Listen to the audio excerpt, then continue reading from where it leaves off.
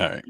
Hey, what's going on, everybody? We are back with episode 92 of the Super Deformed Gamescast. Hold on, let me check. Did I get that right? Is it episode 92? It is 92. I Okay, think it's is it? It is 92. What a dumpster fire this podcast is. Anyway, guys, We start still. yep, welcome back. It's good to be back. I think we missed last week. Yep. And I hate doing that. I hate not podcasting with my boys. It always leaves me sad and depressed and in a lonely place. But here I am, drinking beer, talking about video games. As always, I am John, aka Mr. Megadeth. We got a nice packed house tonight. We have a couple of guests. One, you guys know Enrique from the Basement Radio Arcade Podcast, our sister podcast. Enrique, it is always a great pleasure to have you on. And it's always a pleasure to be on. Thank you. Yes, it is. The pleasure is all yours, as always. And of course, we have who do we have on the podcast tonight? We got Brandon. Brandon is here. What up? Jay, the man who runs our Twitter account so efficiently. I always appreciate the hard work you put in, dude. You're doing an awesome job. Oh yeah. And then our resident Canadian, Jeff, up north over the border.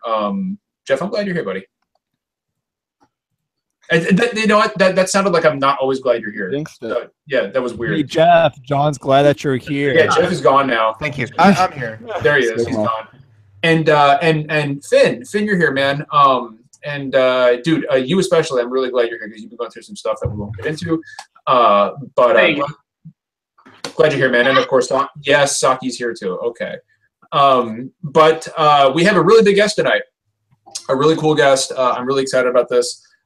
We have right here on our podcast the father of Xbox, Seamus Blackley, and man, it's really cool to have you on. It's a huge honor. It really is. Yeah, it really is. Thanks for being on the podcast, man. Oh, thanks for having me. Thanks for wasting an hour with me.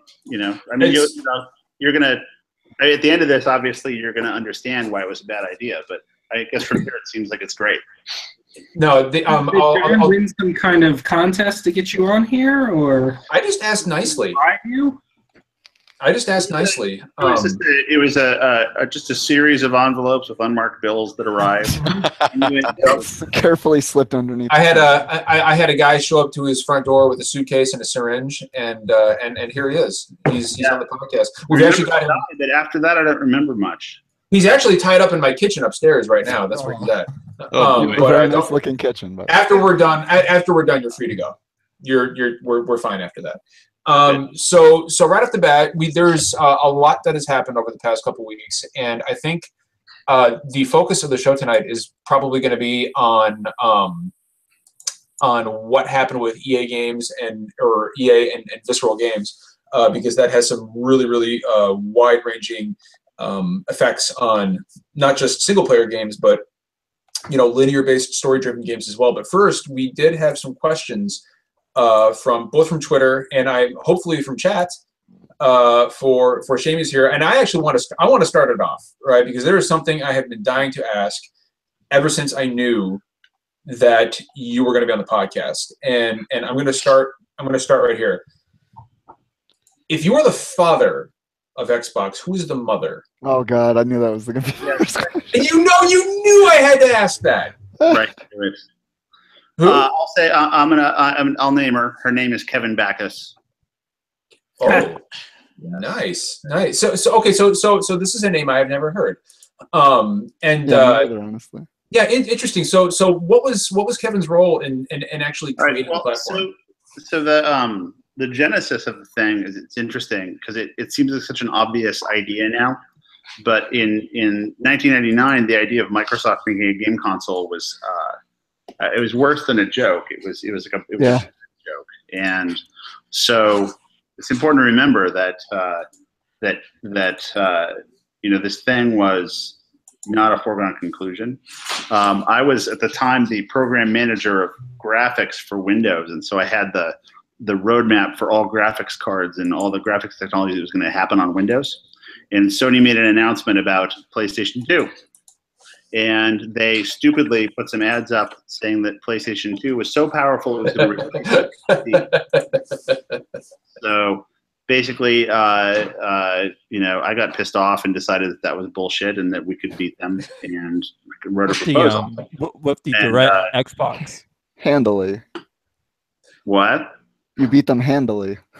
Well, I don't want to get involved in that shit, but basically, I wrote this proposal on an airplane, and the first person I showed it to was this guy Kevin. That I was completely out of my fucking mind, and we never got Microsoft to do it. And then almost just to prove him wrong, we did it. Oh, that's so cool. Yeah. What a cool story that is.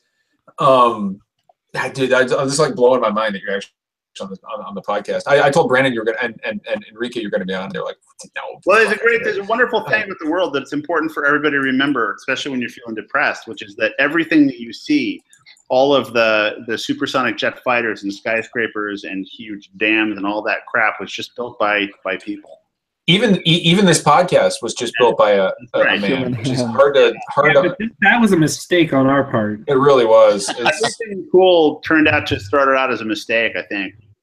So, you guys know the story of why the Xbox color is green? Actually, I don't.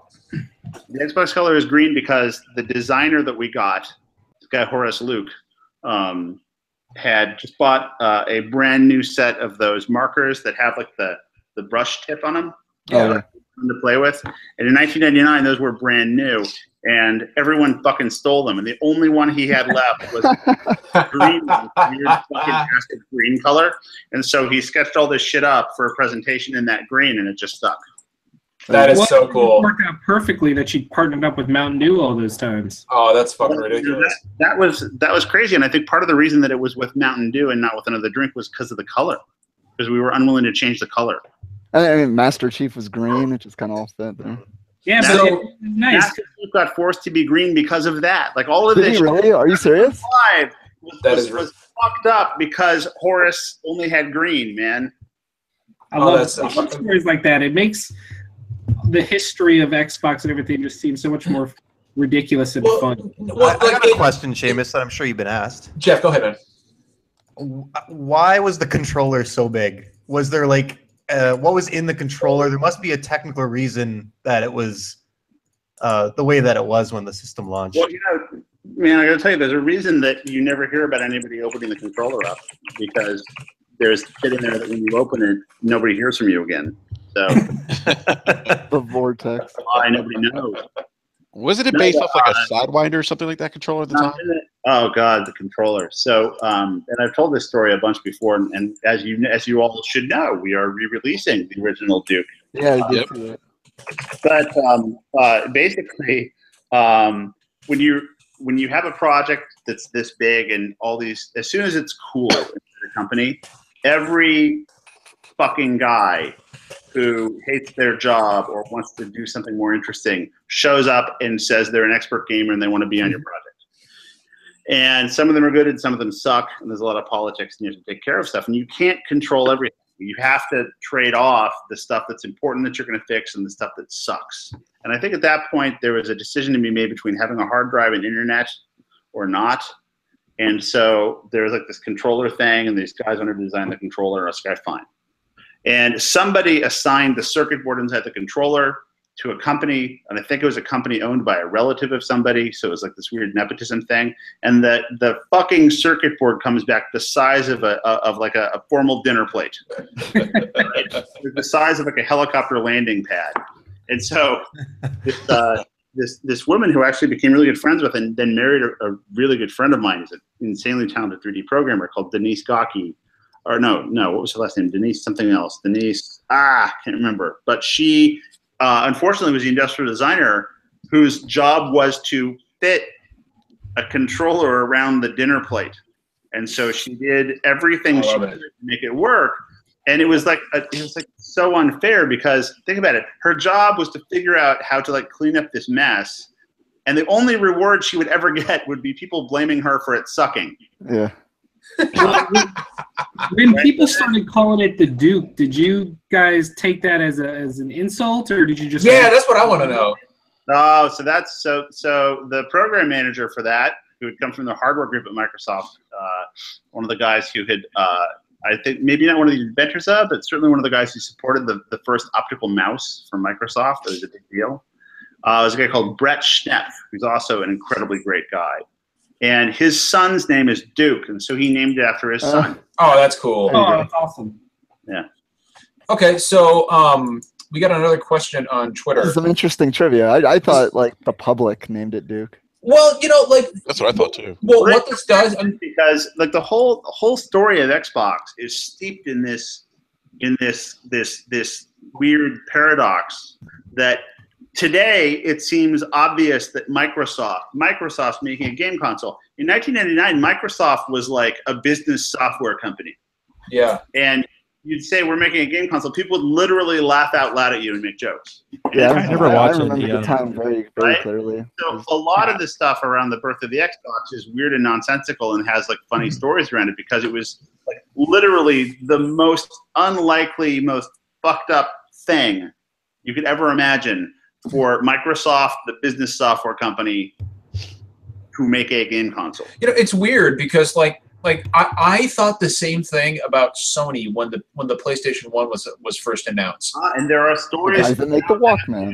You guys know the story about the Sony music division? Well, I know that the PlayStation was originally supposed to be an attachment for the Super Nintendo, right? And the reason for that was, do you know this story? No, I don't. So this is a thing that I call corporate Aikido. It's that, inside of a big corporation, the people are focused on the politics inside the corporation, not outside. This is part of the reason big corporations have a hard time doing anything that doesn't suck, because what they should do with their power and their money has nothing to do with what the people trapped in there in like gladiatorial middle management combat like decide they want to do to get a bigger bonus.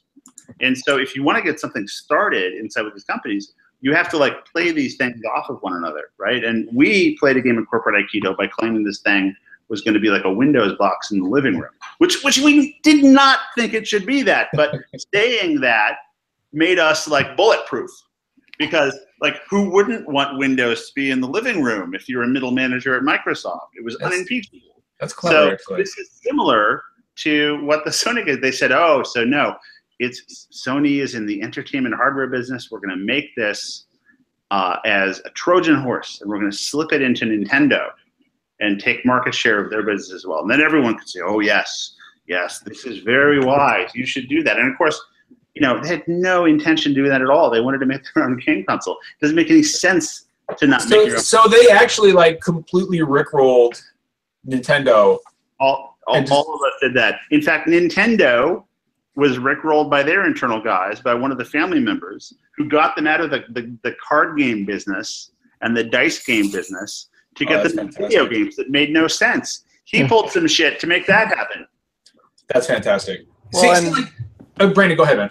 That was me. Sorry, I was just going to say, like you mentioned, like it was surprising when Sony announced PlayStation 2, which it was, but it was like I feel like it made more sense for Sony. They have like Sony Pictures, like Seamus said, they're an entertainment company.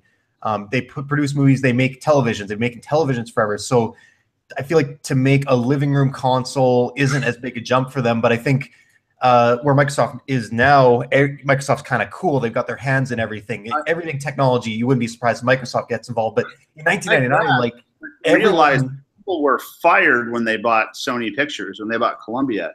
It was like seen as an epically stupid move for a TV company. What do you know about this? And you're going to get fired, and you're fired, and no one. I'm telling you, and you guys are not from a generation where this is the case as much, and you're lucky.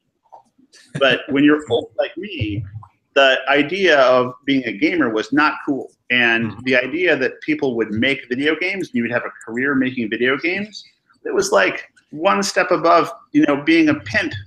Oh God, but dude, my mother. I'm 30. I'm 37 years old, and my mother still to this day. I can't believe you still talk about video games on the internet. Right. So the thought that a responsible global multinational corporation would make a game console is absurd, and that's why all these projects got started out by guys basically tricking the company into doing it. And then as the business gets going and starts, shitting money at an unbelievable rate at the other end, then suddenly it's a good, wise business decision. And, and they forget that you spent a long time telling them that it was going to do that. And, now everyone's a genius. But this is just the way that humans behave. You know this. I mean, you're a Marine, yeah? So I was. You understand the mass stupidity of human organizations. Oh, yes, absolutely. Especially the Air Force. Apologies to any I Air don't Force want to go there. personnel. I have a lot of Marine friends. I have been put into fights with Air Force guys by my Marine friends, and damn. It's no contest, man. It's no contest. I got a. So we actually have another. This is a really interesting question. This is actually from our friend Sam Tolbert from Real Games Media. He's in the chat right now. Sam is a big Xbox fan. A really, really cool guy too. What do you mean? Was a big Xbox fan? No. He is an Xbox fan. No, he's a big. Big Xbox guy. He's very much an Xbox guy. He's a huge Xbox fan. Super cool guy. He wants to know what kind of pushback or encouragement did the team receive from publishers at the time? And I guess he means at the time of Xbox's inception. Yeah, no, it was. I would go around sometimes with Kevin, the mother, and literally people laugh in my face. And at that point, I was a pretty well-known game developer, so I had a lot of credibility, especially technically, because I'd written a lot of the first physics systems for games. This is what I was known for. I was like the physics guy, and these publishers would just laugh at me because the idea of Microsoft making a game console, they're like, hey, you're never going to get it done. You're going to get rolled. They won't do it. I'm not committing to this. I'm not letting you talk to my staff. I went to EA Vancouver. And I think it was with Kevin, and I was scheduled. I was set up to be in, they had this big screening room. It was really nice there because they made a ton of money. It was where they ran Madden from and NHL. And I got all set up, and I had a demo unit. There were these big silver X's that we had built, and I was going to pitch Electronic Arts about this console we had that was going to be the best thing to develop forever because the tools didn't suck, and it'd run fast, and it would really be actually powerful in a way you could understand, and not just like mystery, like Japanese, like cell processing that never really worked and no one knew why. The emotion engine. Right. That's right. I mean, it was like truly a bullshit engine. And not to say that we didn't have our NVIDIA bullshit engine, because we really did. And we really said it could do stuff it couldn't do. But, it was just asymmetric warfare. The guys running the Vancouver office of EA, as I walked onto the stage, stopped me and took me upstairs to yell at me because I was obviously full of shit and Microsoft was never doing this. And I we actually tried to call Bill Gates. I'm like, no, Bill's behind us. And so I eventually gave this talk, and I was like, thank God I'm through it. And then it was like some questions, and the first guy raised his hand. He says, I just don't believe Microsoft is doing this. It's going to blue screen. And this was my oh, Jesus. That sounds like something. So the idea so talking about this is so weird because it's like you've no idea how fucking stupid the idea of Microsoft Media Console sounded, but at the same time, you got to understand that there were no companies in the world that could actually take on Sony at that time besides Microsoft. I mean, Apple wasn't what it is today. None of the companies we think of, like Google, wasn't what it is today. Microsoft was one of very few companies that had anything like the footing to take the battle to Sony. And it was worth almost everything and there are a couple of things it wasn't worth, and I won't talk about them, but almost to make that happen. So as a quick follow-up, sorry, John. No, please. Because one of the most, the biggest, I don't want to say coup, besides Halo. Get over Mr. Negative. Right? I take that off. I should rename myself to Mr. Magnificent. Negative. Yeah, okay. Sorry, go ahead. No, it's fine. Lorne Lanning in the Munch's Odyssey game was like one of the first big gets for the Xbox. You were talking about how hard it was to convince people. How did you guys get him on board in the early days? Well, I mean, two things. First of all, Lorne is, and I didn't know if you guys know much about Lorne Lanning, but he's an extraordinary guy, and he's a real visionary guy. So people like that, when you present them with a strong vision of what something can be, are easy to talk to because you can get through to them. They're not risk-based people who are like, well, what if this and what if this and what if this? They're like, the dream is awesome. Let's go for it, and then we'll deal with the bullshit along the way. So okay, that's awesome. I love him, and that's why his games are so fucking rad.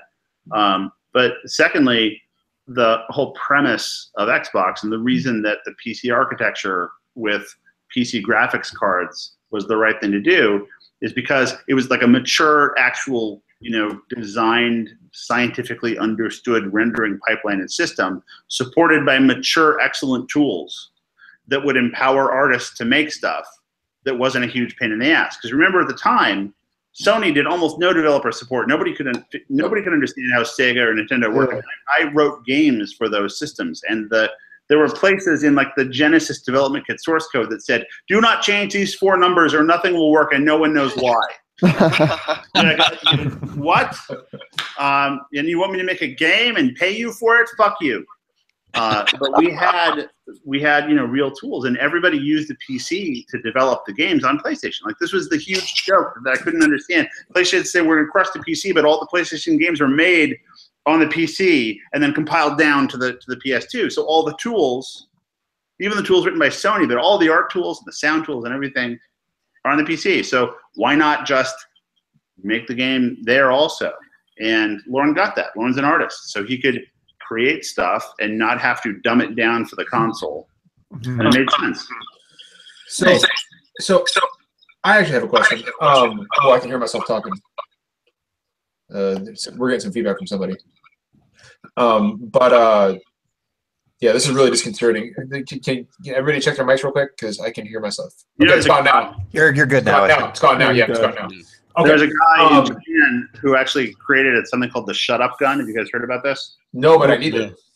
It's so it was for use on the subway system in Japan, and it was a device that had like a gun handle and a trigger, and it had a microphone and a speaker, and it would just play back whatever pointed it at half a second after they said it. And as you discovered, it makes it impossible to talk or think. That's fantastic. You could like go up to somebody in the subway who's talking at you and just point the shut up gun at them and start playing their own voice back at them with a half-second delay, and they just get confused and stop. I need to get this for this podcast whenever somebody disagrees with my Wish for 3 opinions. So I hope you guys are looking forward to that, because it's kind of fun. Now that I put you way off track, what's the question? No, absolutely no. I'm glad you told me that. So, you've mentioned that a bunch of developers basically laughed off the idea of a Microsoft-based console or a Microsoft-created console. And consumers. Do you think any consumer associated with games? Yeah, consumers too. So I guess my question is once devs and publishers realize that, oh shit, this is not going to be like the 3DO, it's not going to be like the Atari Jaguar, it's not going to be like the CDI, like this thing is here to stay. This thing is here to fucking stay. What was it like actually having those same developers come back to you and say, okay, mea culpa, we'd really like to I don't know, maybe develop some games for you guys because you actually have a viable platform here. Obviously, without naming any names, like how many of those developers and publishers who laughed you off came back to you that following year was like, okay, we were wrong? Nobody ever says they're wrong. Like, what world do you? Of course not. But they people would come who had told you no. And I can think of some very, very, very big people in the industry who do that. And they would come and say, hey, so how would I get involved with the developer program? And you would just conveniently forget all of the shit talking. Say, oh, hello, guy I've never even mentioned this idea to before. You did this. That's fantastic. That's how, that's what you did. Because you know what? Like, the thing I learned was that people are people, and they fuck up, and they're scared of new things, and they don't like to be forced to do things, and they like to think everything is their own idea. And why fight him? Why fight him? I mean, this guy wants to make a game for your console. I don't need to hear like that he's a dick and have him like kneel in front of me. Like, awesome, let's make the game. That's why I'm doing this. So I had to learn how to get the fuck over it. That's a good attitude, man. Good attitude. I respect that. I know we had a few more questions from the panel. I know we had Finn and a couple others. We'll get a few questions in, and then we'll move on to our next topic of discussion. Finn, why don't you go ahead, bud? Well, let Enrique go. He's been waiting. Okay, Enrique. Yeah, I've been waiting a long time. Seamus, so you mentioned some of the challenges you guys had early on with getting developers on board. What was their feedback when you guys were pitching the idea of Xbox Live? Wow, so we didn't even get to the point of pitching Xbox Live. And again, you got to remember that at that point, nobody even really had a reliable broadband connection in their house. Yeah. You know, this was when even guys who had broadband had firewalls that had ping times in the seconds. And so the idea of playing multiplayer games was entirely about LAN parties, and the infrastructure didn't exist. And Mike and John at id had only very recently cracked the problem of Dead Reckoning and the other systems you needed to have multiplayer. And we were still in a world in which nearly everybody said that shooters could never happen on a console because a shooter could only ever work with a mouse sitting at a desk. And there are probably people who would tell you the opposite of that now, which is fucking hilarious. But this was the world in which we lived. And so, having a conversation about a broadband connection or LAN connection on the back of this thing was not even anywhere you could get near to with most developers. They were still having trouble getting past the fact that you had a hard drive on there. Well, what if the hard drive gets corrupted? Why would you ever want a hard drive? All game consoles work just with disks. That's crazy. You don't have any persistent state. It'll get screwed up. You have to have a file system. You have to have management tools. What would you ever do? What are you going to have, patches? Ha ha ha ha ha. You'll never have patches. That would be suicide. Consumers would never have that.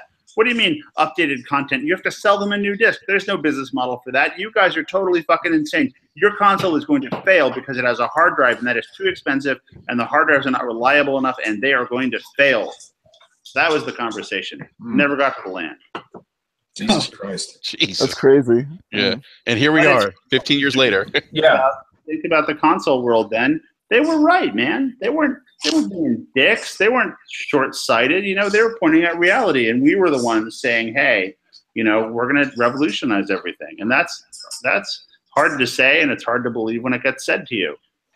I remember one really funny email that Kevin, the mother, wrote to me. Every time you say, I'm sorry, every time you say the mother, I feel like we're talking about How I Met Your Mother. So I don't know why, but anyway, please continue. No, it's all right. So we got some response like that from somebody, some CEO, some publisher or something, and Kevin wrote back just to me, not copying this guy, but he wrote back this guy's exact email, but replacing concepts, and it was something like, this horseless carriage that you insist on going on about sounds totally impractical, and furthermore could never work in a major metropolitan area such as Akron or Dayton. Really, that's what it sounded like. We were like, no, it's a hard drive. It's not that big a deal. We've looked at the problem. It's just a really big memory card. People are scared of change. They really are. Wow. And look, you got to understand something, that if you're a game developer and you commit to a new platform, if that platform doesn't actually happen, you go to business, you lose your house. And so you can't get down on these guys for being scared like that. All right. Do we have any more? Finn, you had... Yes. I just have so going back to just the early days when you were first launching, when did you guys know that, I don't want to say you put all your eggs in one basket because you obviously had other launch games, but when did you know that Halo was going to be your baby and that was going to be your focus for the early days of the console? Well, so one of the lessons that you have to learn with any entertainment business, especially any consumer entertainment business, is that you never know. You can't guess or force anything to be the content that sells your box. And part of the great lesson for me on Xbox, and this is something that you guys will hear more about in the next little bit with the next thing that I'm trying to pull off, part of the great lesson is to give a lot of people development kits and give a lot of people the tools they need to try things out on your platform. Because your job making the platform is to make the platform great. The job of the people who make the games and the publishers is to understand what the audience wants. So let them do that. Let those people figure out what's going to work best and put their money behind what's going to work best. Now, interestingly, Ed Fries was trying to start a game publishing business at Microsoft, and it was a PC business. Oh yeah. And he bought Bungie, and the promise of buying Bungie was that Microsoft would have games on the Mac platform, right? And we had moved Word over to the Mac platform and Microsoft Office and other services to the Mac platform, and now we'd have games on there. And what Jason and the guys at Bungie wanted to do was make this science fiction game based on Ringworld called Halo, and it was going to be on PC and on Mac. And they were really excited about having a super high-end, super high-tech game on Mac. Along comes this redheaded douchebag, Seamus, and now there's a console, and now it's going to be in a fucking car. Are you kidding me? It's going to be in a console? And so there was a lot of pushback and resentment, and honestly, that's a really sort of crappy thing to pull on your friends. But I don't think anybody knew that it was going to be a huge success. In fact, again, you got to remember that there was a huge sentiment, way more than half of gamers thought that shooters would never work on a console. Oh, imagine that. Shit. Jeez. And so now Bungie's saying, wait, it's not going to get to go on Apple, and you're forcing me to release a shooter on a fucking console? You suck. The irony. But in many ways, that's the situation in which people really step up to prove everyone wrong, right? Okay, this is what's going to happen. Great. What are we going to do to make a shooter work on a console? And we have a console that has a LAN connection. Okay, so it's going to be multiplayer. How do we change the gameplay? What do we do with controls? How do we make it so that a shooter can work on a console and be great? And they did it.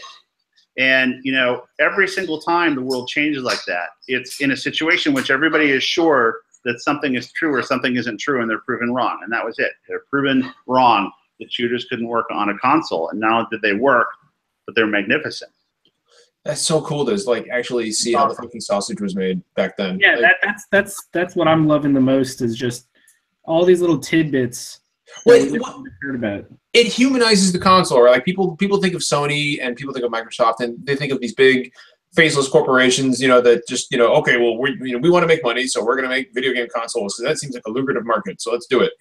And I think somewhere in today, especially in all the conversations about, microtransactions and loot boxes and, games as a service, kind of the I don't know, I guess for lack of a better term, the human stories and the human element behind how these consoles were developed is lost somewhere, and I think now more than ever we need to hear these stories, which is why this is all so fucking cool to me. I think we got time for one more question before we move into talk I have about a question. Visceral. Yeah, Jay, go ahead.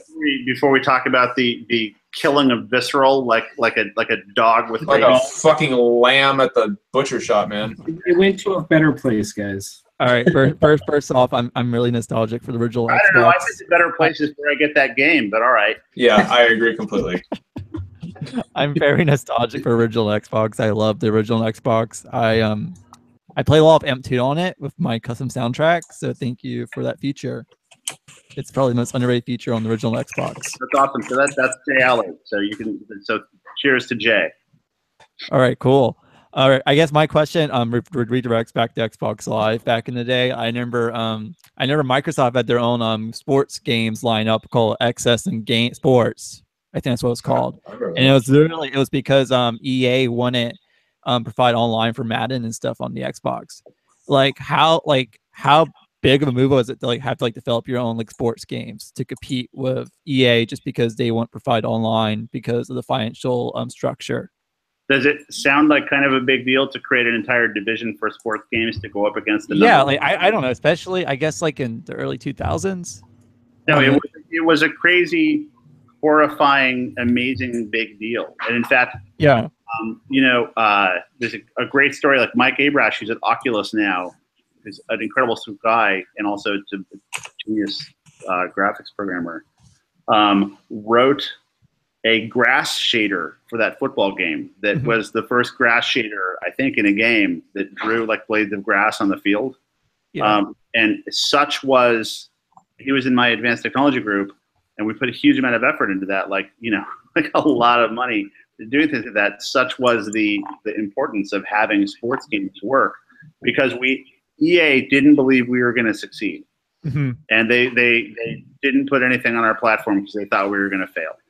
And if I recall, Madden to get online on the original Xbox to the later versions. Yeah. Well, look, one of the sweetest moments that I can remember on Xbox was when that changed. And I had some conversations with the EA executives after that were personally very vindicating for me, because it hurt. They were the biggest U.S. publisher, and they decided not to support our platform. And we worked and worked and worked, and it was very hard, and we proved ourselves. And now look at what's going on. Mhm. And honestly, I mean, it's hard to do these things, and it's hard to hear no, and it's hard to hear people not believe in you. But the reality is that that's how it is when you try to do something you really believe in or something new, and you have to knuckle fucking down and roll through it. And if you stay focused, you can get there.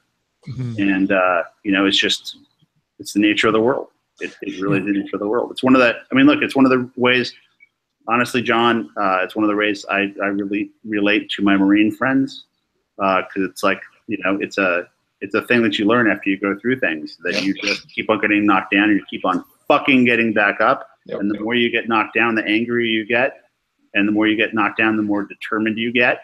And at some point, you cannot be stopped. And that is a hard place to get into, and it's a thing a lot of people have trouble with. Most people maybe can't do it because it's not just hard, it's hard in a way you can't describe being hard.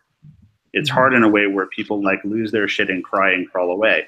But if you get there and you make something, two things happen. First, the world is better, and that's an amazing thing to be proud of. And second, it changes you as a person, and you find yourself not needing the victory anymore. You're just happy that the thing exists, and that's an incredible thing. This is pretty fucking cool. Cool. That was a really good answer. Thank you. That was a fantastic answer. This is one of the. I think this and thank you again for Virtual Xbox. It helped me a lot in my childhood. So thank you. Well, and thank you, because you guys buying them helped me a lot in my adulthood. Yeah. Yeah, I love the soundtrack feature. I ripped a lot of music onto my Xbox. It helped me out. So thank you. Jay paid for those cupboards. I did. So I've got. I want to end this on and I want to end this interview portion anyway on one more question. Quick question, I promise, and then we will get into the visceral stuff. And I'm actually glad Seamus is here for that, because I'm sure he'll have some really interesting insight. But I guess for a final question, Seamus, you are an industry veteran. You were there for the inception of Xbox, and you helped birth what is one of the big three now, for lack of a better term. So like, this is your baby, and in a sense, you are responsible for the industry moving forward as it has. At least you're one piece of that. You're one prong of that. So I guess my question is looking back at the industry. Keep on setting me up and then taking me down. I like to keep everybody measured. We keep everybody measured. You don't want me feeling too good. It's cool. I do it to everybody on this podcast. You can ask them. But I guess looking at the state of the industry as it was when you entered during the kind of advent of Xbox, and comparing it to the state of the industry now, are you hopeful for the future of where the medium is going, or do you feel like, I don't know, do you feel like things are not as, I don't want to say solid as they were back then, but do you think the industry itself is moving in a direction you'd rather not? I'm in a generation of people who helped to kind of take the industry from its early childhood into its early adulthood. That's a good metaphor. We moved it from, and all my friends, like Alex Rogopoulos and Lorne and John Carmack and Phil Harrison and all of these, dear friends of mine and guys who I was in battle with and against, and all of us in this brother and sisterhood. We believed in games being a mainstream entertainment media. That's what we believed. We believed that games should be reviewed in the entertainment section of the New York Times and not in the technology section. I love it. And that was not the case when we started, and when we finished, it was. And then we move into senior jobs or finance jobs or whatever we're doing, and the next generation of people who make content and who are going to change the industry come into play. But now they're operating in a world in which games are seen as legitimate. Yeah. It's as legitimate now to say that you're going to play a game as it is that you're going to see a movie, or mainstream people worldwide. Yeah. And this is a big deal, and this is something that all of us are very proud of. But along with that really positive thing comes the negatives and the problems that besiege all human endeavor and all entertainment businesses, which is that now it is an entertainment business. So it's going to have its Paris Hiltons. It's going to have its Harvey Weinsteins. It's going to have all of the problems that come along with being important and big and mainstream and a part of everyday life. And that's what we're seeing now. And you can debate all of them and talk about all of them in terms of like the old days and the new days and the good days and the bad days. Look, we're so much better off than we were when every gamer was seen as a 14-year-old skater criminal. Oh, God. So much better off now than it was. And you need to remember that, because being a gamer has always been something I've been intensely proud of, you know, and I don't think there has been a day that I can ever remember when I was able to play a game that I did not. And I think it's an incredible badge of pride for me and for all of us. But it's so much better, even with all the things we complain about now, that it's mainstream and that you can get a game anywhere and have it on your phone and talk about it. And you can walk into a random Starbucks anywhere in the world and walk up to a random person and ask them what they think of Destiny, and they'll probably tell you. Yeah, that is just, it would, and you know, like to kind of validate what you said. I mean, look at how just to see how far we've come. I mean, we now have game reviews in the Wall Street Journal, and you know, Metro and Time Magazine does game reviews. And Forbes has their entire division for gaming and stuff now. It's I mean, that's a huge deal. I mean, but it also brings all the negative bullshit, because now you're gonna have people who don't know what the hell they're talking about saying stupid crap. So you know what? Fine. Like the Wall Street Journal, you know. So I'll take it. Yeah, I'll take it. Sometimes bad exposure is the best exposure. Well, I want to move on to the to our discussion on Visceral, but I also want to thank Seamus for answering those questions, man. Like I said, I think with everything kind of going on in the industry right now, and something gets lost, and it's those very human stories at the core of gaming that is really kind of what people are missing. And I think sometimes if we can humanize, if we can humanize these, I don't know, this industry that we love. I mean, there's a lot of uncertainty right now, and I just think hearing stories like this is really reassuring. There's always uncertainty, and you know, you guys think about it now because you do this podcast, and you're thinking about the industry and where it's headed and what things mean. When you're a consumer just looking to, you know, what's being released and playing games, you don't worry about that so much, and it doesn't seem so crazy and so uncertain. Anything you look at seems crazy and uncertain, and that's part of the deal. You know, if you look at Elon Musk casually, you think, God, you know, he's a genius and he's got a rocket company, he's got Tesla Motors, and if you look at it a little bit more carefully, you see he's essentially banked, you know, his entire life and his personal fortune several times on this.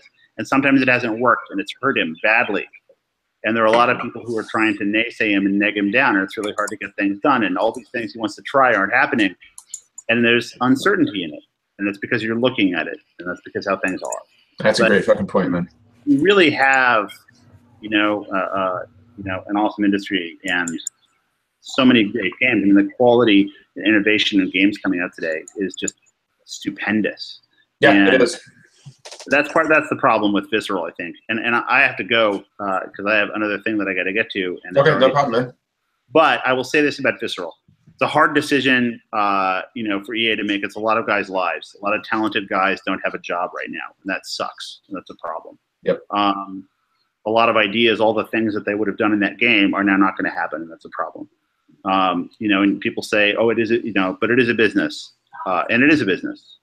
But you know, as fans, we can do something that has happened in other media now a lot of times that hasn't really happened in games yet, which is to, you know, make our voices heard and say, look, you know, we really want this content. We want you to not think about the business in the way that you are publishers. We want you to think about the business in terms of, you know, what's going to work for us, the fans, and the kind of innovation that we want to see. And we're going to make it an enormous pain in your ass if you start canceling stuff because you don't think it's going to be some sort of profit potential, because we'll wreck your entire profit potential by turning our backs on you if you keep on making these kinds of decisions. And I'm sure it's nuanced, and there are a lot of reasons it might be a good idea. But you know, any time that you know, that thousands of game developer voices are suddenly silenced, I feel a disturbance in the force, and it fucking blows. Yeah, I completely fucking agree. That is an excellent point, because it. I don't even know how else to put it that you haven't. So. Oh, we're gonna fucking get into it, man. Believe me. All right. Take care, guys. It was great talking to you. Seamus, it was an honor. Thank you so much, it's an man. honor. Thank you. See you Yeah, around. thank you. John, I was just going to add kind of, I thought it'd be a nice segue what Seamus was saying, just about, video games kind of becoming validated as a form of entertainment. I don't have newer numbers, but I know in 2014, the video game revenue for the industry was 83 billion, and in the same year, the film industry was 36 and music was 15. So video games for a long time are, at least in terms of the money involved, bigger than anything else in entertainment. And I think that leads nicely into the EA discussion because, while there's still games, there's huge amounts of money at stake. There's huge budgets and there's huge risks. It sucks, and we're going to get into EA, but from a business perspective, from a financial perspective, there's stakeholders and shareholders, and in the end, the companies do have to answer to them. So they don't necessarily have the freedom that they had in 1999 with just Lauren Lanning sitting down and saying, "Fuck it, I'll make a game for Xbox." Yeah, so yeah, I think that is a really good segue. And let's get the let's get the chat going. Let's start discussing this. You guys in chat, jump out and start talking about this with us, and let us know what you think. We're gonna jump right into this. So I've got the this has been kind of the talk of the town over the past few days, and I've got the it was Jason Schreier actually who broke the story a couple of days ago. Of course he did. Yeah, because he breaks everything. So I've got the statement from EA here, right? And it's about a paragraph long, and I'm going to read it verbatim because I want everybody to kind of understand and pick apart what it says. So they said, our Visceral Studio, excuse me, has been developing an action-adventure title set in the Star Wars universe. This is from Patrick Soderlund. In its current form, it was shaping up to be a story-based linear adventure game. Throughout the development process, we've been testing the game concept with players, listening to the feedback about what and how they want to play, and closely tracking fundamental shifts in the marketplace. It has become clear that to deliver an experience that players will want to come back to and enjoy for a long time to come, we need to pivot the design. And then he added that they will be ramping down and closing, and that they're in the midst of shifting as many of the team as possible to other projects and teams at EA. Lastly, while we had originally expected this game to launch late in our fiscal year 2019, we're now looking at a new time frame that we will announce in the future. Like fucking 2020. 2022, I think, to be perfectly fucking honest with you. It's a next-gen game now. There's going to be a new console before 2020. Yep. I'm really sad because you have to think that there was something going on with it. I'll tell you what was going on with it. There was no fucking loot boxes. Let's just call it what it is. So one thing I want to, sorry, Matt, I just want to point out one thing quick. Like you said, there's something going on with it. The lost thing in that statement that I don't see a lot of people talking about is that it was originally scheduled to launch in late 2019. They've been working on this since like 2013. And we still saw no. Like 6 fucking years is insane. Like, so something that wasn't the original plan. Something did go wrong. Well, they did make like Battlefield. That Sony game, that Santa Monica, that they had to cancel after so many years that we never saw anything for. It's just but this is different though, man. It's something stinks about this because here's my problem, right? And you know what? Let's go back to this statement right here, right? And everybody should pull it up. I'm gonna throw out the link in our little group chat here inside the podcast. So there it is. So everybody has it, so everybody can see what I'm talking about. Let's talk about this, right? Because right off the bat, in its current form, it was shaping up to be a story-based linear adventure game. Okay, that right there tells me about maybe 75% of what I need to know about what went wrong with this game. Let's look at what linear, or not even so much linear games, just story-based single-player games. Let's look at how they have performed this generation. Yes, you have games that have sold well, like Horizon, and of course, the Crash Bandicoot remaster and others I'm not going to get into. But then you also have your Dishonored 2s. You have your Deus Exes. You have Sunset Overdrive. You have Quantum Break. You have Recore. Yeah. The Evil Within 2. The Evil Within 2, which is the most recent example, which completely fucking bombed, apparently. Huge bomb. Which really fucking sucks because it's a great game. The first game set records.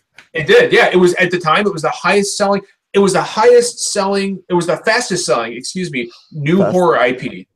Yep. And it was beaten by Dying Light a few months later. But at the time, it was a great success. And now we've gone to it selling in the UK.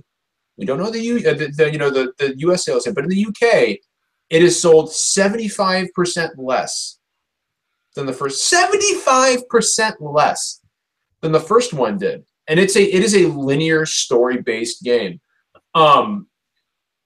You can chalk. I mean, the marketing for that game doesn't help it either. No, it doesn't. And I was going to say market that at you can all. chalk some of this up to Bethesda just not knowing how to market their games. I mean, and like, that's I true. think the overall reception after the first game was just like kind of neutral. Like it wasn't like, oh, this game rocks. It's like this game is like. I think it's the same problem Watch Dogs 2 fell into. And Watch Dogs 2 is another one. Well, and I'm agreeing with I agree with you. Titanfall 2, another one, didn't fucking perform.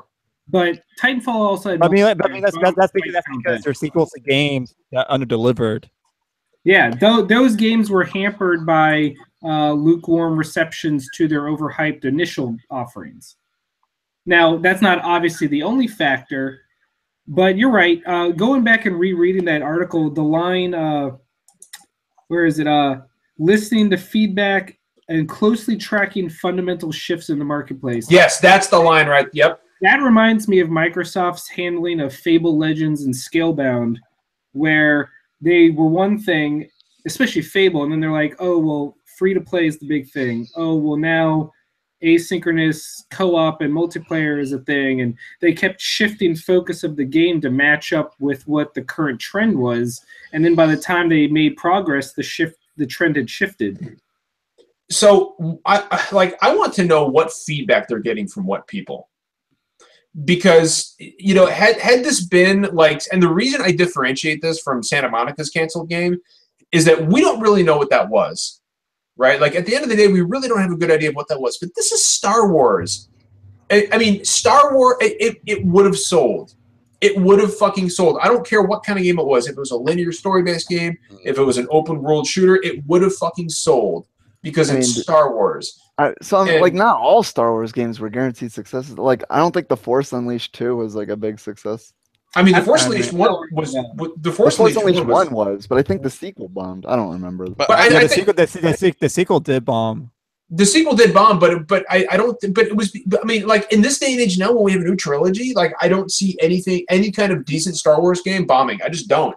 Especially if people buy Battlefront, they'll buy fucking anything.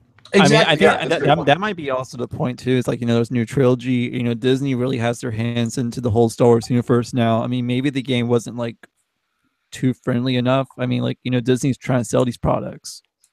I mean, these Star Wars games can't really be all that mature anymore. So you know what? Like, so here's my question, and I want to start with let's start with Jeff. There has been a lot of talk on Twitter and on numerous forums. I've been diving in and out of all of them, and they all seem to be saying the same thing. And that thing is that linear based, with an emphasis on linear story based single player games are in jeopardy going forward. At least from a AAA standpoint, and I want to know what you guys think about that. Do you think that's true? Do you think this is the beginning of a large sea change? I mean, it's already been a trend for like this entire generation. Like, yeah. So I got lots to say. Sorry. So your question, John, was the future of AAA linear games. Yeah. Games like I guess like games like like Uncharted, or not that series, but those style games that are that set you on a path, games that have a story to tell, and you finish the game and that's it. I'll preface with my quick thoughts on the Star Wars game. I see there's two camps, right? Most people seem to think that this, especially the quote, gamers will come back to for a long time. Everyone seems to take that as a destiny, some sort of online experience, multiplayer. And they seem to be reading out of this that they canned the game because they didn't think they could sell a single-player game. I don't know that that's the case, and I'm suggesting that maybe the project wasn't going good. Maybe they had play tests, and they, instead of saying, okay, how do we fix this single-player game, they decided to use that problem as a pivot point to shift it. So I don't know that the core or fundamental reason that they moved it was simply because it was single player, but I think that might have caused them to step back and reevaluate the project. And maybe they said, okay, maybe this works better, something else. Now, with that said, you asked about single player games. While it's true that linear single player only games are declining, the idea, like I see a lot of articles saying like single player games are dead, and I don't buy that. I'm just looking at this is an NBC article from June. I don't know how accurate it is. I don't know what their sources are. It supposedly lists the top selling games 2017 as of June, so it's a few months old now. As Ghost Recon Wildlands, For Honor, Breath of the Wild, Horizon Zero Dawn, Mass Effect Andromeda, Resident Evil 7, Grand Theft Auto 5, NBA 2K17, Call of Duty Infinite Warfare, and MLB The Show. Most of these games have a single-player mode. Many of them are primarily single-player, and some of them, like Breath of the Wild and Horizon, 2 in the top 5, have no multiplayer at all. Yep. So I don't buy that single-player games are dying. However, almost all of these have an open world. I think Resident Evil 7 would be the only one on the list, this list, that would classify as linear. So, and then you look back to EA's statement where they mentioned breadth and depth of player experience, more player agency, leaning into the Frostbite engine. That could just be open world, whether or not they include multiplayer in that, but I don't know. I don't know. I agree. I agree. And we know EA's history and the other types of games EA makes. I agree that the signs, if you had to place a bet, they're going multiplayer online. But I mean, I think we're getting. Honestly, Jeff, I think, not to interrupt you, but I think it's going to be Destiny, Star Wars. It could be. I just in talking about the future of single player games, I don't think the single player games are dying. I think they're evolving. I think you're either going to get more open world stuff, or you're going to get more Uncharted 4 type Lost Legacy, where you have like a hybrid. It's still A to B, but you have larger areas to explore, collectibles. But I like the fact that every game is moving to online service, cooperative, shared world. I don't buy that. I don't think we're. I am much more comfortable with the second scenario than I am the first scenario. I'm getting a little bit fed up with everything having to be open world. I mean, I got fed up with that like 4 years ago. I know you did. Yeah, you were done with this a long time ago. But you like the other thing we have to consider is the fact that, I mean, poor Amy Hennig, right? I mean, when was the last time she has had a game published? That's what I was going to say. Is I just feel really bad for her because when she left Uncharted 4 to helm this big single-player Star Wars game, it was like a dream move for her. It was a dream game for everybody. I mean, she's one of the best in the business. So I'm going to read you guys a quote. This was from a profile that Rolling Stone magazine did on Amy Hennig just over a year ago. The quote says, Hennig was initially skeptical of EA's offer to work on Star Wars. When the GM of Visceral Games explained that EA wanted a scrappy third-person action-adventure game, a genre that EA doesn't traditionally have much experience with, Hennig couldn't shake the image of a poorly made licensed game whose ambitions went no further than cashing in on the world's biggest intellectual property. Hennig said, imagine how heartbreaking it would be to work on something I love so much only to be crushed under the combined wheels of EA, Lucasfilm, and Disney. God. We don't know the details. Maybe her vision, her project. We know that Naughty Dog supposedly wasn't, seeing eye to eye with her. So I'm not going to blame anyone, but it's just heartbreaking to read that and seeing that it basically panned out exactly. I mean, she predicted the future essentially. Yeah. Oh, that's fucking terrible. I mean, so like, I wonder if this is. I wonder if she's done after this. Like, I wonder if she just removes herself and says, you know what? She hasn't shipped the game since Uncharted 3. Uncharted 3. Shit, man. So it's been, and that came out in 2011. Uncharted 3 came out in 2011. So that's 6 years. 6 years, yeah. 6 years. Oh shit, man. She went to Visceral in 2014. Well, and like a lot of people, and I think that's something that's been lost, right? Because a lot of people on Twitter and a lot of people on social media have decried the fact that we're not going to get an awesome Star Wars game, or we're never going to see Dead Space again. Spoiler, guys, we were never going to. Dead Space has been dead for 4 years already. As much as I would like that fucking reality to be otherwise, that was never going to happen. But people are glossing over the fact that a lot of people lost their fucking jobs. A lot of people who have probably been working and do we know how long this game was in development for? Like 4 or 5 years. They were already working on it. You said Hennig came on in 2014. Someone said that? Something like that, yeah. They were working on it before that, and I think they mentioned it at like their E3 in 2013. They did one of those like, hey, we're working on a game Like it would been a long time. I mean, Visceral did make like Battlefield Hardline and stuff in Here it between. is. Yeah. Like, They they've been started making working other on, games. too. Hardline, I feel like was a smallish team. It was, That yeah. wasn't They a- started working on the Star Wars game back in 2013 when EA and Disney signed the rights for the exclusive games. So, Jeff, it sounds like you think that a lot of there's been a lot of hyperbole about what this could mean. Yeah, I mean, I just don't think we have the facts. Although I want to point out, Jesse in chat mentioned that a lot of the games I mentioned, like Horizon and Zelda, are platform holder games, and Sony and Nintendo are willing to take risks on single player only games and go after that market because they have consoles to sell. So, you know, they have an extra upsell beyond just the sheer number of units that they move. Whereas if you actually think about third-party Western publishers outside of Bethesda, how many are actually making single-player games now? So maybe that's a little different than what I said, but... No, Well, go ahead, man. No, please. no, I'm just I think that this has happened at a time when people were already nervous about games as a service overtaking everything.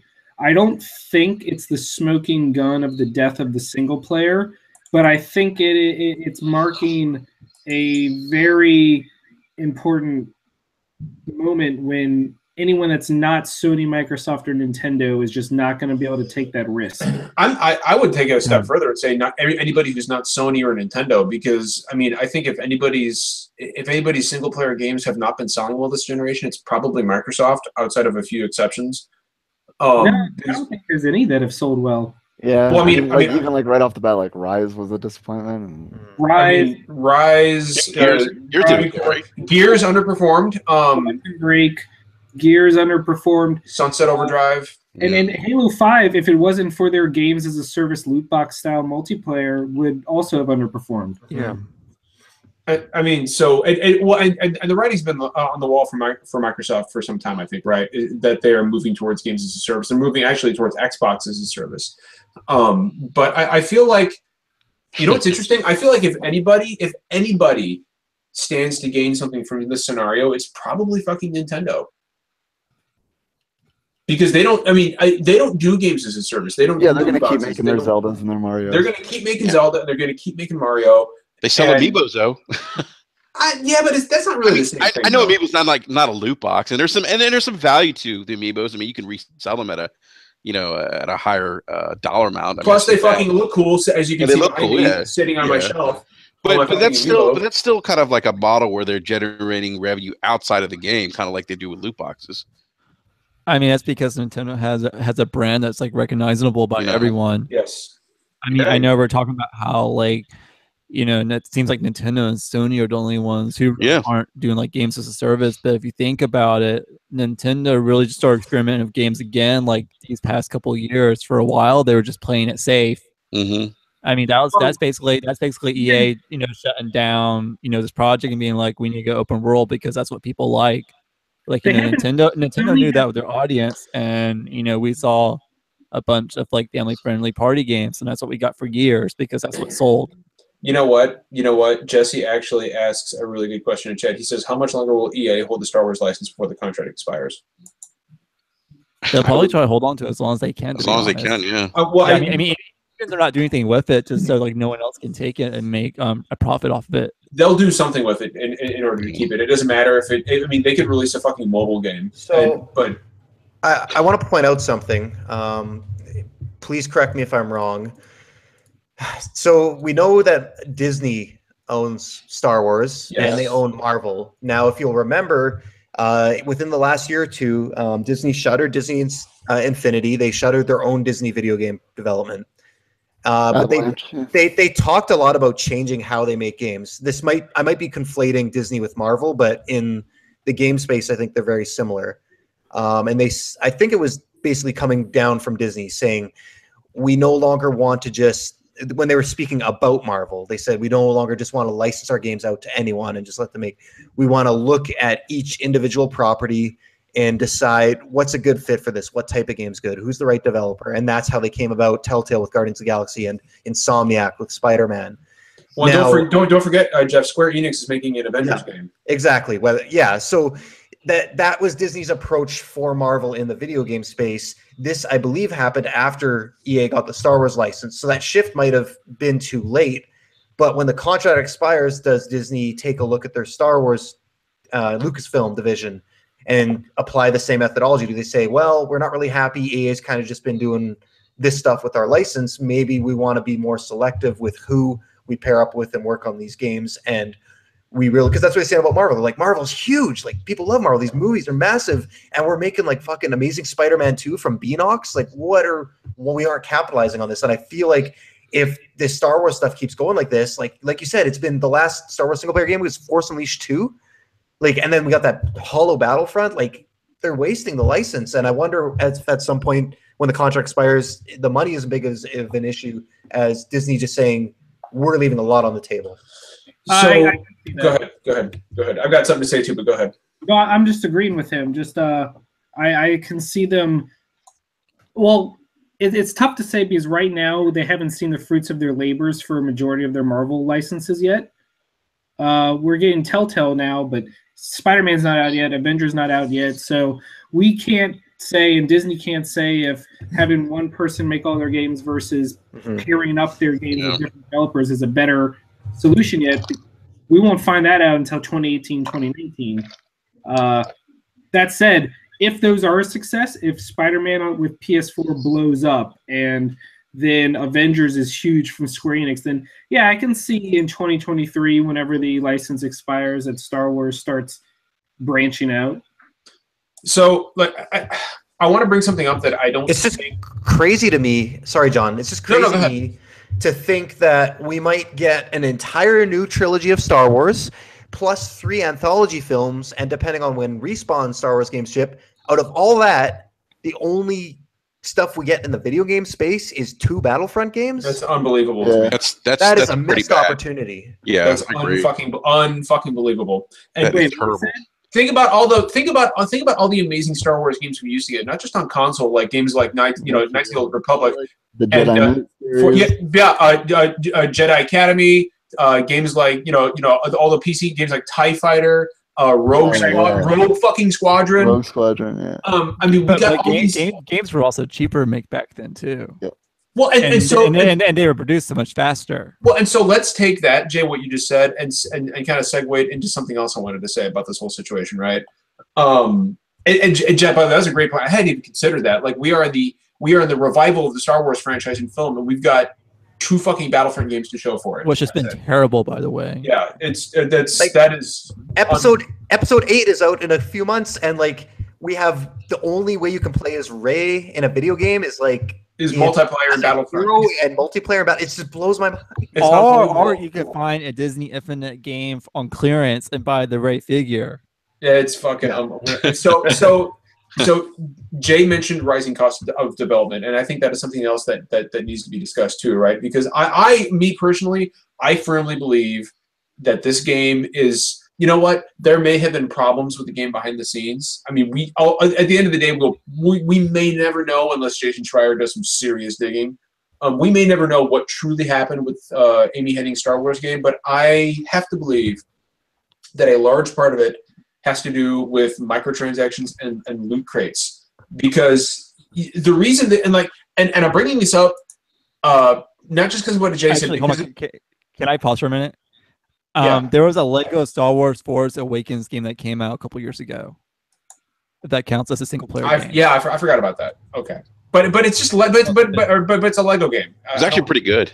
I platinumed it. Someone in chat pointed out Lego Star Wars, and I kind of forgot about the Lego games for a minute. That was 2 years ago. So. It wasn't bad. It was actually a decent game. So if EA has the license, how do they? Because WB makes the Lego. I guess WB has the Lego license, and there's a Lego Star Wars. It must be an individual property from the movie. So I want to point out something that Jesse said in chat. He said Naughty Dog is bad about pay-to-win content, and he's right. He says they straight up let people buy OP weapons that could take a decent amount of time to earn if you're not a regular player that hops online 2 to 3 times a week to complete challenges. And he's absolutely right. That is a very, very strong pay-to-win model, and it's one of the reasons I stopped playing Uncharted 4 multiplayer. Uncharted 4's multiplayer is saturated with loot crates. It's really bad. And so is The Last of Us.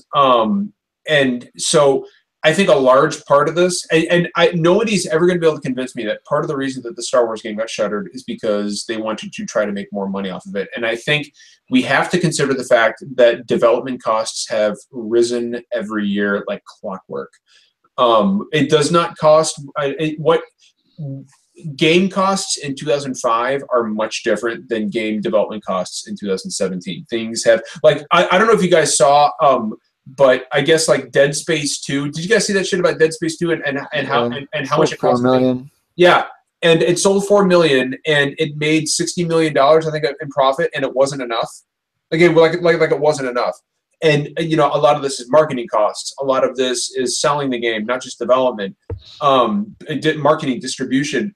All these things, costs are rising across the board, and not developers, but publishers are refusing to go beyond that $60 benchmark in games, at least in the United States. I know in Canada, you know, it's different. It's more Which is expensive, crazy because in the 90s, I was paying $80 and shit for a game. Yeah, for a fucking... and that's not factoring in inflation. Because it had to come with the expansion pack. Yeah. So I think movie tickets have gone up like so much. Like I'm paying like $18 now to see a movie. It was which is weird, Jeff, because I think there would be like I have paid more money to go see movies, and I like... Maybe I'm part of the problem because I haven't really complained about it, but like I would not be in favor of raising the cost or raising the price of game discs or digital games because you know, like I've still got a family to support, you know, and I understand all these guys have families to support too, but I feel like there would be a fucking revolt if publishers started raising the cost of what though?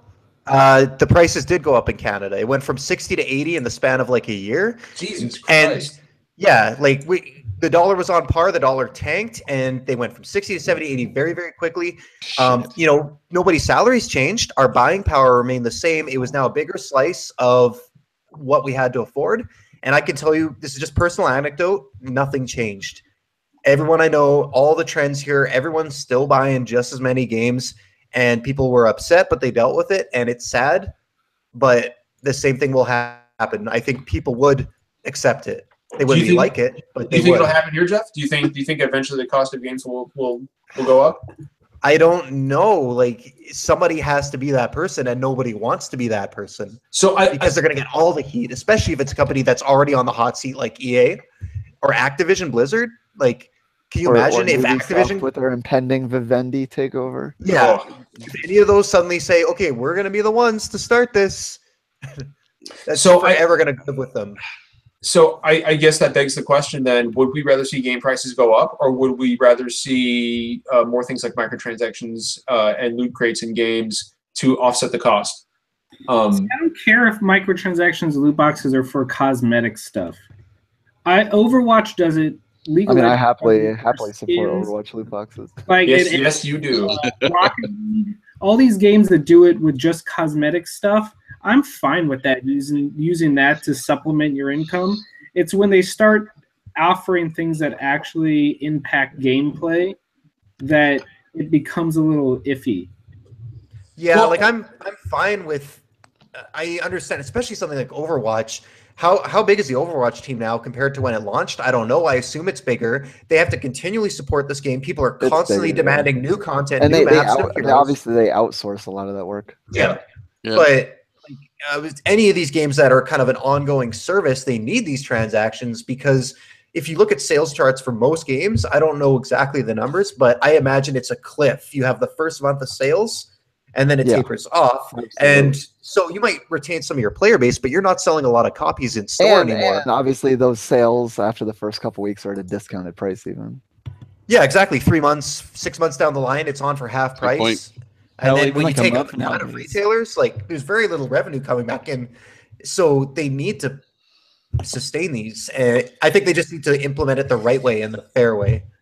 Well, I guess my other fear, guys, is that with what's going on with things like microtransactions and loot crates and single player games, large swaths of that core anyway not selling, is the fact that it's going to stifle creativity in the developer space. Yeah, absolutely. Like, it will. In 2 years, everything's gonna be PUBG. It's gonna be like, fuck, man. I wish. Like a really good fucking example is a Far Cry Primal. I think is a fantastic fucking example, right? Like that game, in my opinion, was a huge fucking risk because they're like Far Cry and it's fucking cavemen, but it ended up being really fucking good because they were able to build it out. It wasn't. I don't think it was really that risky because they were still able to basically make it using partial development of Far Cry 4. Mm-hmm. But it was. Yeah, no, I do. Yeah. Well, I guess I guess I mean, it wasn't even technically the same genre of game. Like Far Cry is a shooter. Yeah, and this is Primal was a brawler. So yeah, I don't know. Like I'm not going to sit here and say that single player games are dying or anything. I think there's a lot of hyperbole. No, I think they're evolving, John. I think they're changing. Like, you talked about Uncharted 4. I think that's the direction single player games are going to go. Because there's a market out there for this stuff for people who buy loot crates or buy the play to win stuff, and there's a market for it, and that's why they're doing it. And I guess Enrique. Sorry, go ahead, man. I was going to say, when you couple that with rising development costs, it makes sense. I mean, it's like what Seamus said earlier. Like, when the gaming industry got big and these companies, these publishers went public, like EA is a publicly traded company, it changed everything. It changed the game. Like they don't have the luxury now of being creative. And there aren't any AA developers anymore. THQ's gone. All those smaller developers from Midway. Yeah, Midway. They're all gone. But the indie devs have kind of filled that vacuum, and I think that's where you're going to see a lot of the creative, risk being taken. Oh man, we're seeing it already. I mean, we're seeing Senua or Hellblade, Senua's Sacrifice. Yeah, I mean, it's a perfect example. Yeah.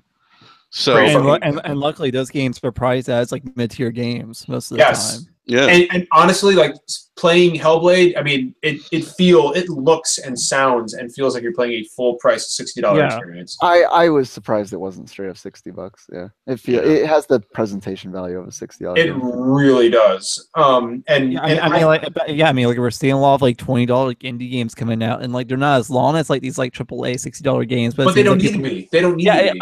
But like it seems like people are getting more enjoyment out of them because it reminds them of the good old days. I mean, if Sony could sell Knack for $60, like I think Ninja Theory could have got away with yeah, pretty much. $60. It probably could have. But the other thing too is like what's scary with Activision's patent. I'm sure you guys have read about that. Yeah. I mean, that's scary. They claim they're not using it, but it's like John. I know we talked about this last week on Brat, but like, how far are they going to push the boundary with loot crates and stuff? And now that they have this patent out there, well, I mean, they basically are encouraging people to buy. That patent is extremely insidious to me. Oh, it absolutely is. Well, not only that, we only know about that patent. What other patents or existing practices are out there that we don't even know about? Yeah, that's a good point. I mean, I'm not gonna lie. When I found out about that, I was floored. And honestly, it made me not want to play Destiny 2 anymore. Because I don't enjoy being from Activision. So like, I wasn't really too shocked. I don't enjoy shady. I mean, that to me is a level of shady that I mean, these publishers literally hire psychologists to help them design. Think about that, dude. Hiring a fucking psychologist for this shit, that's unbelievable. Because there's so much at stake. Psychologists. I mean, Jesus, like stuff like that makes me not want to support the. It makes me not want to support the game, but at the same time, it's a catch-22 because we need to support games because one, these guys are talented and they need to eat, and two, Destiny 2 at its core is a good game. It's a good game, and you know what? We're talking Activision. I mean, I'm sure Bungie didn't particularly want this in their game, but I mean, they are. Well, they're not using it. They already came out and said it's not part of it. I don't know if I fucking believe that. I think it's going to be part of World War II and Star Wars. I'm sure it will be. I'm sure it will be. Activision. I guarantee you, EA's looking for. Okay, so hey, real quick, Jeff, there's some people in chat who don't know what the patent is. Could you explain it real quick? Yeah, so I don't know if it's the original article. I got the Rolling Stone article up here. This was an exploratory patent filed in 2015 by an R&D team working independently from the game studios, Activision said. It has not been implemented in game. They also confirmed that it is being used in Destiny 2. So here's how it works. The patent is a system and method for driving microtransactions in multiplayer video games. The patent details how multiplayer matches are configured, specifically how players are selected to play with one another. So they're talking about matchmaking. The process used by Activision involves a computer looking at a bunch of different factors, including skill level, internet latency, friends, so usual matchmaking stuff. So what the patent talks about is, for example, in one implementation, the system may include a microtransaction engine that arranges matches to influence game-related purchases. For instance, the engine may match an expert player with a junior player to encourage the junior player to make purchases. That is some bullshit. Jesus Owned by the Christ. marquee player. So, So for example, in something like Destiny, you might be, you might have just finished the campaign and you're like power level 200. It's going to pair you with a guy who's got some like exotic legendary equipment, and you're going to look at that and be like, shit, I need some of that. How can I get that? Holy shit. And then you look it up and, oh, I can buy it or roll these loot boxes and get it like that. That is so bad. Mhm. Oh, it takes it a step further. Like after you get these like new weapons or items, then it's going to pair you against other people, so that you that are like weaker. So it makes you feel like you made a great, like you made a good purchase because you're reaping the benefits of the whatever you That bought. is so fucking shady. I get that they're trying to make money, but holy fucking shit. It's So like- to follow up on that further point, we're talking about the weapons. In a particular example, the junior player may wish to become an expert sniper in a game. The engine will match the junior player with a player that is a highly skilled sniper. In this manner, the junior player may be encouraged to make purchases such as a rifle used by the marquee player.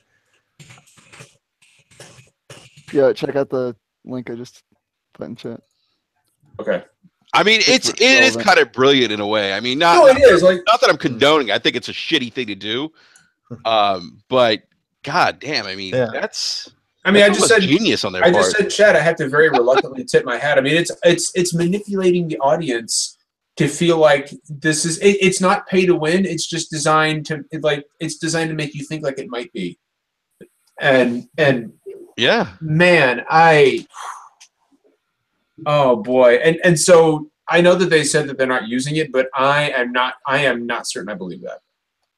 You think they're going to use it? I mean, why would you create that? Why would you write basically an algorithm like that and not use it?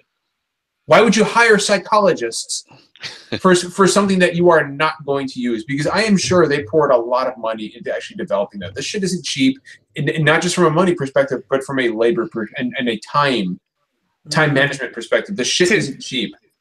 Well, I mean, I'm not a game developer. I have programming experience, but speaking from a technical side, like I don't know that it is that difficult. I don't know they spent a lot of money on it. I mean, it wouldn't be hard to just look. You already have the matchmaking system. It wouldn't be hard to just add in some extra criteria and say, okay, here's an additional field in the information. We need to look at the power levels or the items these people have and pair them up. Like, I don't know.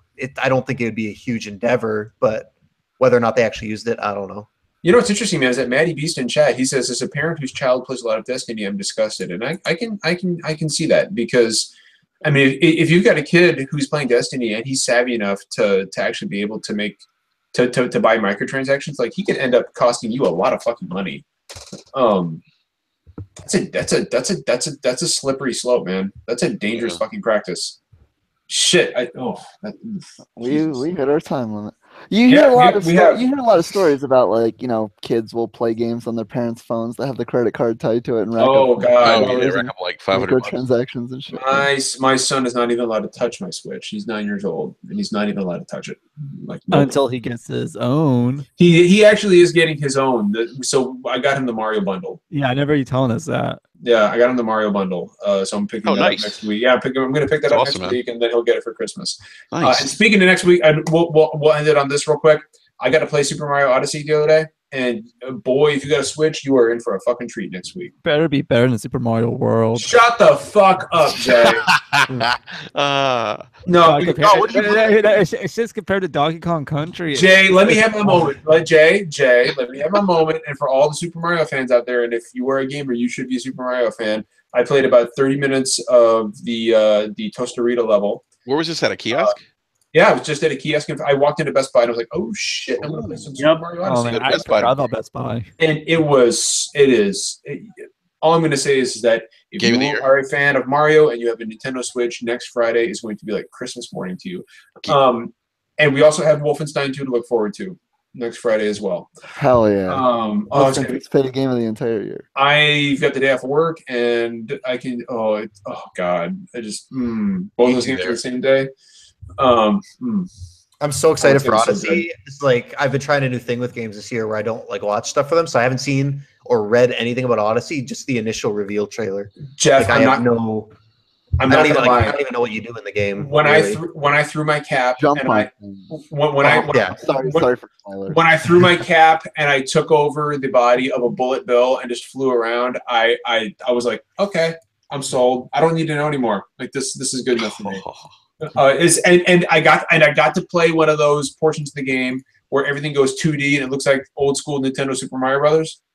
Nice. And the way it's implemented is seamless and so fucking cool. And I just, I cannot wait for you guys to play it. It's gonna be so good. I'm not a big platformer guy traditionally. I'm more interested about the world design because we haven't seen like these big, vast worlds since Mario 64, really. So, Galaxy, I guess, but yeah. Series, not really. I don't know. Sunshine had a town you can run around in. So. Oh, this is different. I mean, dude, the worlds in Super Mario Odyssey are fucking enormous. Like, I mean, this is going to. I mean, it's like the Breath of the Wild of Mario. It's going to be like the GTA 3 of 3D platformers. It's just going to transform the. I think that was already Super Mario Brothers. And then we're going to see Crash Bandicoot's Row next. No, we're not. Oh, that was a bad joke. No, that was a really bad joke. All right, we're gonna end it here. Great fucking discussion. I hope you guys enjoyed having Seamus Blackley on. That was awesome. In the chat. Yeah, that was really fucking cool. Within a couple weeks, we have a returning guest to the podcast. I am very happy to announce making his 4th appearance on the podcast. Our good friend Michael Huber is going to be back on SDGC 4 times. That'll be 4 times that Huber's been on. Honorary member. He's an honorary member of the podcast. I gotta get him to let one of us on Easy Allies. Can you imagine that? I don't even care who it is. I just want one of us on Easy Allies. Anyway, so please look forward to Mike Huber in a couple weeks. He's a very busy guy, but he's working to get a day where he can come on. Does anybody have anything else for the group? If you're playing NBA 2K18, you can buy Reese Puffs cereal, and you'll get virtual currency from it. So it actually saves you money. I've been eating a lot of Reese Puffs lately. It's not. It's not healthy. Reese Puffs are good though. I like them. No, they are good. I think I've messed up my teeth. Jesse in chat says let Jeff host Easy Allies. Oh God. All right, guys. Well, if nobody has anything else, as always, this has been episode 92 of the Super Deformed Gamescast, where it's not always poetry and we don't always agree, but we always keep it real. So until next week, when we have Matt Pescatella from NPD on, please be good to each other and enjoy playing them video games. See you guys later. Yep. See ya. See ya.